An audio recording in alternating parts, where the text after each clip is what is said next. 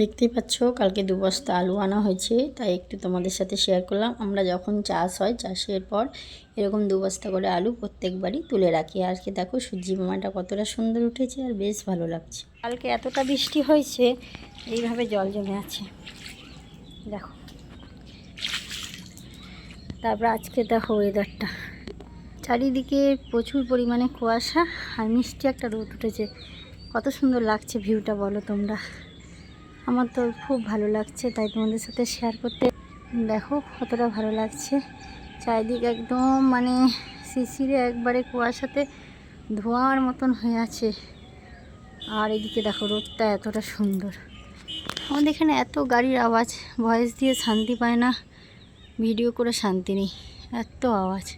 বুঝতে পারছো কতটা কুয়াশা। দেখো পুরো চারিদিকটা পুরো কুয়াশাতে একদম সাদা হয়ে আছে। আর এই পাশে যখন মিষ্টি রোদটা দেখছি, মনটা যেন ভরে যাচ্ছে। কেমন লাগছে তোমরা কমেন্ট বক্সে জানিও।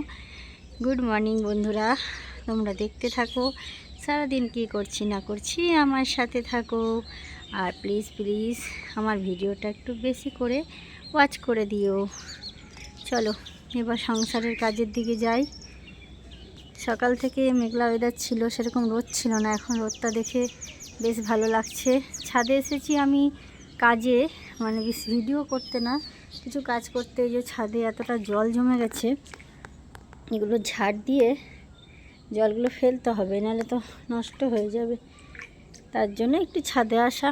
আর ছাদে এলাম আর তোমাদেরকে এই ভিউটা দেখাবো না তা কখনো হয়, তাই একটু দেখো তোমাদের সাথে শেয়ার করছি।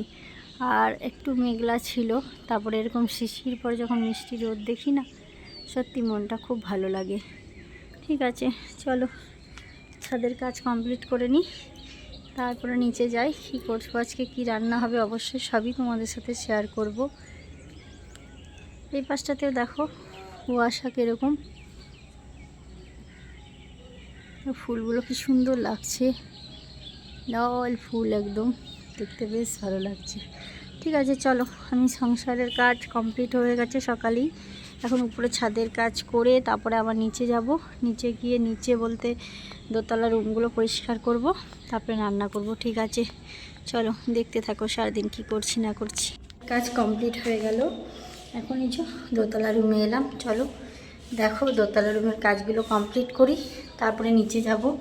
সকালবেলা উপরের সমস্ত নিচের কাজ কমপ্লিট হয়ে গেছে। সমস্ত নিচের কাজ কমপ্লিট করে তারপরে ছাদে গেছিলাম। তোমাদের তো শেয়ার করলাম কীরকম জল জমে গেছে ছাদে। এই ছাদটা পরিষ্কার করতে গেছিলাম। এবার ওপরের রুমটা পরিষ্কার করব। ওপরের রুমটা পরিষ্কার করে তারপরে কালকে দেখালাম আলু এনেছে 2 বস্তা। সে আলুটা আমি পুরো একটা ঘরে বিছিয়ে দেবো, নাহলে নষ্ট হয়ে যাবে।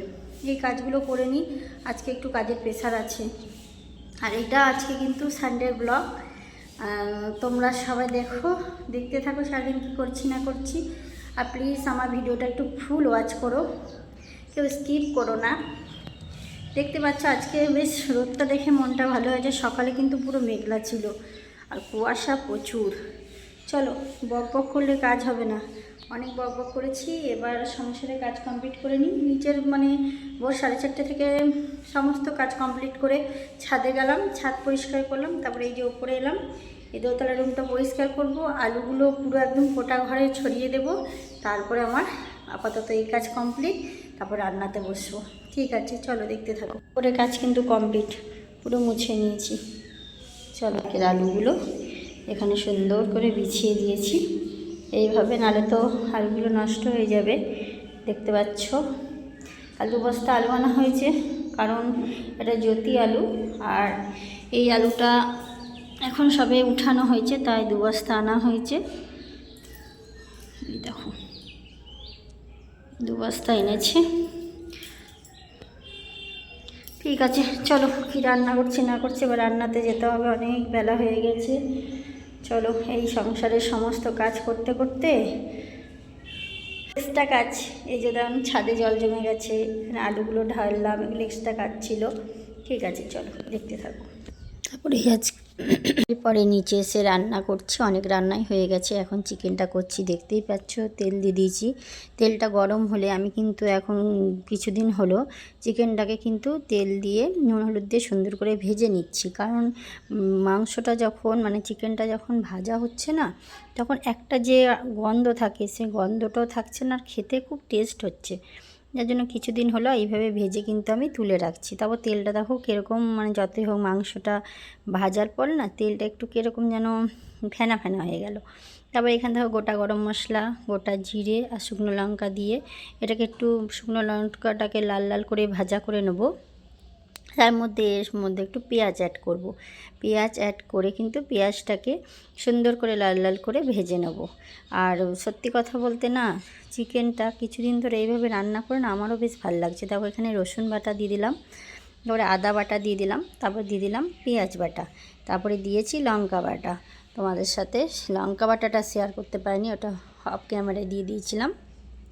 এরপরে মশলার মধ্যে হলুদ, নুন, জিরে গুঁড়ো, ধনে গুঁড়ো অ্যাড করব। দেখো একটা একটা করে অ্যাড করছি। এখন দিয়ে দিলাম হলুদ গুঁড়ো। তোমরা এইভাবে ট্রাই করবে, চিকেনটাকে একটু ভেজে তুলে রাখবে, দেখবে দ্বিগুণ টেস্টি লাগে। এরপরে দিয়ে দেবো একটু নুন, স্বাদ মতো নুন তোমরা যেরকম খাও। এর মধ্যে আরেকটু নুন আমি অ্যাড করেছিলাম তোমাদের দেখার জন্য, আপাতত 1 চামচ দিয়েছি। মাংস ছিল 1 কিলো 250। আর এবার কাশ্মীরি লঙ্কা দিয়েছি, কারণ আমাদের শুকনো লঙ্কাটা চলে না। যার জন্য এই মাংস বা চিকেন বা খাসি যে কোনো মাংসই একটু যদি লাল না হয় না, দেখতেও ভালো লাগে না, যেন খেতেও ভালো লাগে না। তাই একটুখানি দিয়ে দিলাম কাশ্মীরি লঙ্কা। তারপরে দেখো এর মধ্যে মশলাটা বেশ সুন্দর ভাজা ভাজা হয়ে গেছে। এবার দিয়ে দিলাম কিন্তু জিরে গুঁড়ো, তারপরে দিয়ে দেবো অফ ক্যামেরায় আমি ধনে গুঁড়ো দিয়ে দিয়েছি। আর ধনে গুঁড়ো দিলে না মাংসটা বেশ খেতে ভালো লাগে।